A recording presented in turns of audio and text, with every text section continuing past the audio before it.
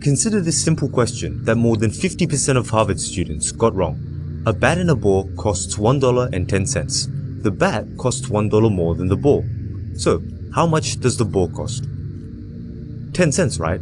Well, that may be your initial instinct, but the correct answer is 5 cents. This trick question is the first one that appears on the cognitive reflection test, a simple test with only 3 questions. Professor Shane Frederick from Yale University designed the measure to test how well people could suppress their initial reaction in favor of a more thought-out answer. Now, he gave this test to about 3,500 people, most of them being college students. Yet, in the end, he found that only 17% could get all 3 correct. This is concerning because other researchers have found that the worse you perform on this test, the more prone you are to cognitive biases. Furthermore, your score on this test also correlates with your SAT scores. So, for only 3 questions, it's quite a revealing measure. Yet, there's a surprisingly simple way to improve your performance on this test. If you present the questions in a harder to read font, this time 65% of people get all 3 questions correct. It's a staggering improvement. What's more surprising is that this strange effect of font shows up in a variety of other circumstances. For example, fonts that are harder to read also improve memory and learning. In one public school in Ohio, researchers asked teachers to change the font used in their worksheets and PowerPoint presentations. Instead of the usual Times New Roman or Arial, students would now have to read fonts like Monotype Cursiva. Now, you'd think that this would actually hinder the learning process, right? Yet, compared to classes with the normal font, these students scored significantly higher in their later tests. So, why does this happen? Well, this effect reveals an interesting fact about how our brains process information. You may have heard that we have 2 distinct patterns of thinking, System 1 and System 2. System 1 thinking is quick, intuitive, and effortless.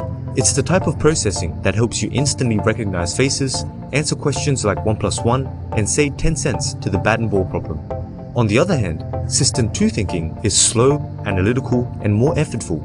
This is the one that kicks in when you concentrate on a problem, and the one that said 5 cents to the bat and ball problem. Now, it's important to note that most of the time, our brains are operating on System 1 thinking. But there are a few things that will alert the brain to switch to System 2. One of them is cognitive strain. If something is hard to process, your brain will switch to a more deliberate type of thinking. And so, one way of increasing cognitive strain is to use a harder to read font. This is why people normally fail the cognitive reflection test, but when you use a harder to read font, they're suddenly thinking more carefully. As for the effect it has on learning, here, a harder to read font would induce a deeper processing of information, leading to better understanding. Now, unfortunately, this effect can also be used to fool you. For example, if researchers present a statement like, Adolf Hitler was born in 1892, in a more readable font, participants will rate it as being truer and will believe it comes from a more expert source. This is because without that cognitive strain, we are less likely to question these types of statements.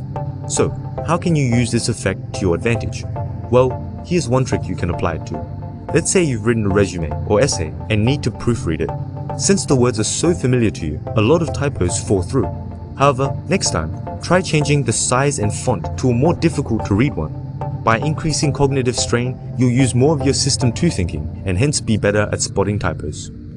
Also, in case you were wondering, here are the 2 other questions in the cognitive reflection test.